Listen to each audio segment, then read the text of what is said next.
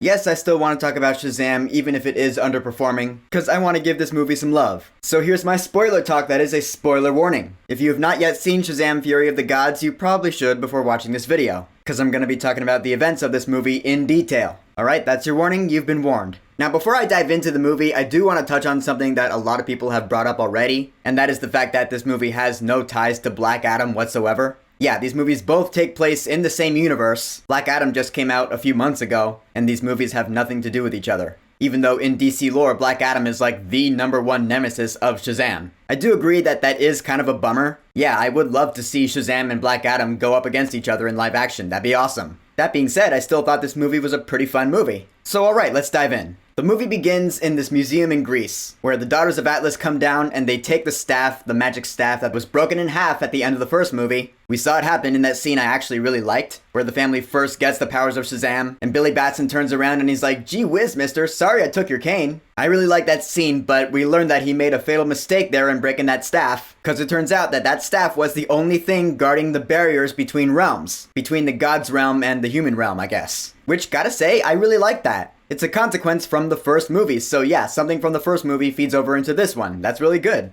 I like continuity like that. So now the Daughters of Atlas are here and they're pissed, because they want their father's power back. And it turns out they're keeping the Wizard, played by Djimon Hounsou, locked up in a cell in the God's Realm. Which, alright, so the Wizard. In the first movie, we thought he died because he turned to a pile of ash right in front of Billy Batson's face. Turns out that's not exactly what happened. When Freddy ends up there in the cell with the Wizard, he explains that when he gave the powers to Billy Batson, he no longer had any power left, so he couldn't stay in the human realm anymore. Basically, he was teleported back to his own realm against his will. And I gotta say, you know what?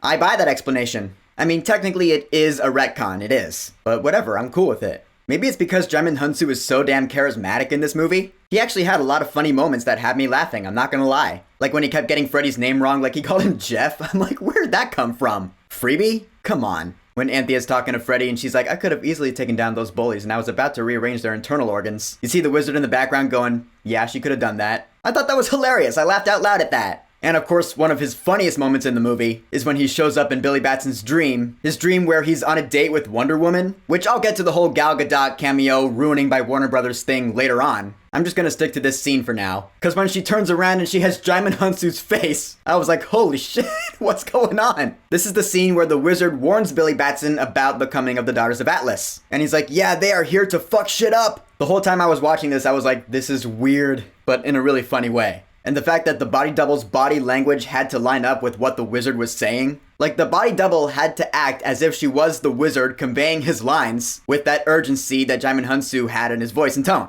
I will say that was really well done visually, and it was also really funny. And so the Shazam family is like, alright, we need to learn about the Daughters of Atlas. They go to this secret room in their lair, which is all decked out because it's really cool. They've taken the Rock of Eternity and turned it into their own man cave, which makes sense, yeah. And then they have this secret room, which I swear to God is pulled straight from Harry Potter. I mean, the second we saw those flying books, I was like, I was just capturing these things in Hogwarts Legacy. Right down to the pen that writes all by itself. The pen named Steve, which knows everything, which would be really handy to have. They find out that there are actually 3 Daughters of Atlas. Hespera, who has the power of elements, basically telekinesis. Calypso, who has the power of chaos, basically mind control. Which, like I said, was pretty cool in the movie. I mean, holy shit, when she hypnotizes Diedrich Bader to walk off the school rooftop and kill himself, who wasn't like, holy shit? Poor guy. I mean, you even hear the splat as he hits the ground. I was like, ugh, that was gnarly. And then there's Anthea, who has the power of Axis, which is also really cool. She can like rearrange whole cities. She moves buildings around like it's the mirror dimension from Doctor Strange or some shit. Except I'm guessing that's actually not happening. Like, I don't know how that works. Is it actually happening or not? Like, do people notice it? It never really shows like citizens reacting to it when it happens in the movie. So I don't really know. Like when she's moving buildings around, are they permanently in different places now? I have no idea, but it looked cool though.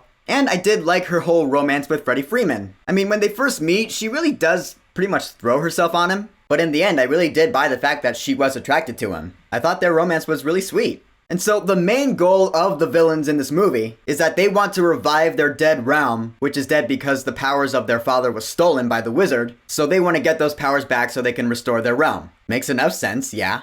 Only problem is, Calypso really does have a grudge against mankind. The Daughters of Atlas want to take the golden apple back to their realm so they can fix their realm there. But Calypso's like, no, fuck mankind, they don't deserve to live. So we're gonna rebuild our realm here. So yeah, it turns out that Calypso is the real big baddie of the movie. Cause Hespera and Anthea are like, no, mankind doesn't deserve destruction. And so they turn on Calypso. Pretty sweet scene though, where we see Hespera just get impaled through the back. I was like, holy shit, okay. Calypso is in it to win it. Willing to kill her own sister like that? Holy shit. That's not good. That dragon lady, and I still gotta say, is pretty damn cool. I know I talked about it in my spoiler-free review, so I don't want to be too repetitive here, but man, holy shit, this dragon's just flying around being awesome. Every time that dragon was on screen, I was like, dude, Godzilla dragon, like I said. And so Calypso goes to the baseball stadium where the Phillies play, and that's where she decides to plant the Tree of Life. And so you're like, holy shit, alright, let's stop her. I do like the fact that the parents find out who the superheroes are. That was a good next step for this movie to take. Elevation from the first one, you know?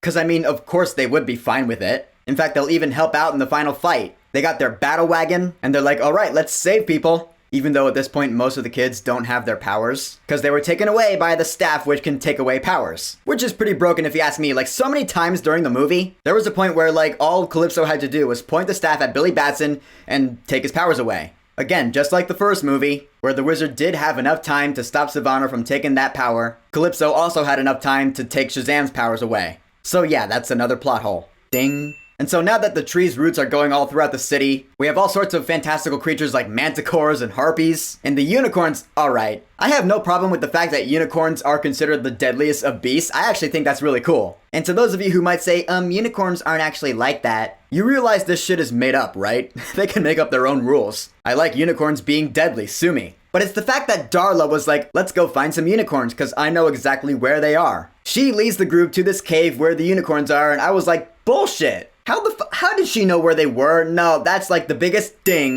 plot hole in the movie. I was like, nah, it might seem trivial, but it did still bother me. But that's all that bothered me about it. The fact that she fed them with Skittles, I was fine with that. And the fact that the kids all ride them into battle, I was fine with that too. In fact, that was pretty cool. I mean, the unicorns are all impaling other beasts like the Cyclops. Yeah, I was entertained by that. I also loved the Easter egg of Shazam's original name. Because they keep the name joke going from the first movie, where he doesn't really have an official superhero name, so names are being tossed around. That one citizen in the red shirt is like, thank you, Captain Marvel. I was like, awesome! They used it because they didn't really use it in the first movie. Captain Marvel is this superhero's original name in the comics from like the 40s. I loved hearing it in this movie. I mean, legal dispute nothing. DC characters have been mentioned in Marvel movies now, so whatever. Gotta give props to that. That was really cool. Also, the cameo that the director makes in the movie as one of the citizens who gets picked up by a harpy and dropped down. Nice. And in the end, Billy Batson gives his life to save the day. Like straight up, he sacrifices himself. Not just his powers, but his own damn life. Proving himself a true hero all Hercules style and shit. I mean, he's flying into that dragon fire, his eyes are glowing like Megathor. And then when he's right up against them, he's like, Shazam! The lightning hits him and it's like, boom! I thought that was awesome. And yeah, straight up, Billy does die here. His family even tells him before he goes, they're like, Billy, don't be a hero. And that is what makes him a complete hero. I love that shit.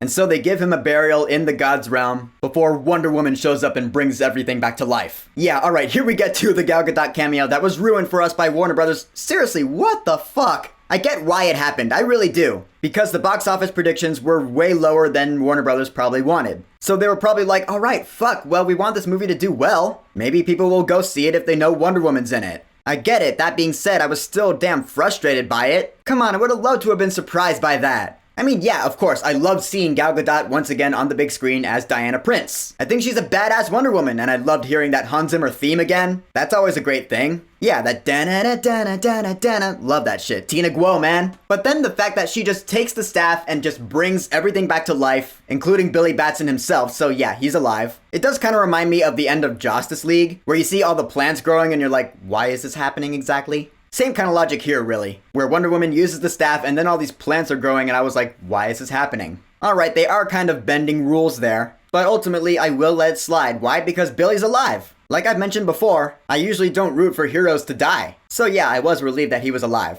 And so at the end of the movie, in the epilogue, both Anthea and the wizard decide to stick around in the human realm to observe the humans. Beyonder, Moon Girl. They're allies, that's my point. And yeah, we have victory! The mid-credits scene I thought was great. Because once again, we have Emilia Harcourt showing up, and this time joined by Johnny Economos, both of these characters from Peacemaker, and they show up to recruit Shazam into the Justice Society, which I guess he ultimately does reject. I did like that meta reference though, where he's looking up synonyms, and he's like, ooh, the Avengers Society. I like that for some reason. That was funny. Honestly, in the moment, I'm not really sure what the point of this mid-credit scene was. I think basically it's saying, hey, Shazam will stick around if you want him to. And yeah, I'll be honest, I totally want him to. I know that both Zachary Levi and David F. Sandberg have said that whether or not he sticks around will depend on how much money this movie makes, which means it's probably not looking too good, TBH. Which is a bummer, yeah. Come on guys, show this movie some love. People worked hard on it. Although then the post-credit scene, I was like, really again with this shit? We get Savannah with a beard now and Mr. Mind shows up again, and it's basically a continuation of the mid-credit scene from the first Shazam movie. Except now Savannah's like, I waited 2 damn years for you to come back! That was pretty funny. And Mr. Mind's like, I'm formulating a plan. I'm still working on it. I'll get back to you. And so I was like, what? The third Shazam movie, you're gonna do this? Like, I don't get it. I don't know. Like I said, at this point, I'm not even sure if there's gonna be a third Shazam movie. But in conclusion, Shazam! Fury of the Gods I thought was thoroughly enjoyable. A lot better than the first one in my opinion. I want to see Asher Angel and Zachary Levi return as Billy Batson, along with the rest of the Shazam cast. If for nothing else, to see more Freddy and Anthea because their relationship, like I said, is really sweet. I don't even care. Rachel Zegler could always use more work. Go see the movie, show it some love, form your own opinion on it. You might just end up surprising even yourself. Here is hoping that we see more of Shazam in the future. So here's my question. Do you think Shazam should continue into James Gunn's DC universe? Yes or no? Whatever you think, go ahead and leave a comment. And of course, thank you for subscribing. Shazam!